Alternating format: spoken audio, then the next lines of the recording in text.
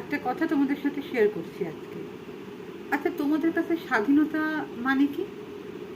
আমার কাছে স্বাধীনতা মানে আম, একটু অন্যভাবে বলতে গেলে বলবো যে ফাইন্যান্সিয়াল স্টেবিলিটি।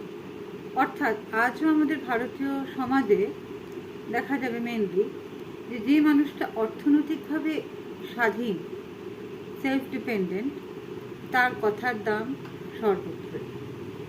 সংসারে, সমাজে তার একটা প্রাধান্য আমরা লক্ষ্য করি।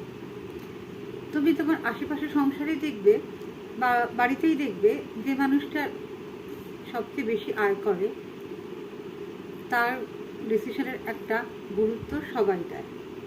আর স্পেশালি মহিলাদের ক্ষেত্রে আমি বলবো অর্থনৈতিক স্বাধীনতাটা এমন প্রয়োজন যে কারণ এই যে আমরা জানি মেয়েদের নিজস্ব বাড়ি নেই, বাবার বাড়ি, শ্বশুর বাড়ি। এই নিজের বাড়ির যেমন প্রয়োজন, আর এই নিজের বাড়ি করতে গেলে দরকার ফাইন্যান্সিয়াল স্টেবিলিটি। তাই মাথার উপর ছাদ বলো বা যে কোনো রকম ডিসিশন নেওয়ার ক্ষমতা, এই দুটোই দেয় আমাদের ফাইন্যান্সিয়াল ইন্ডিপেন্ডেন্সি।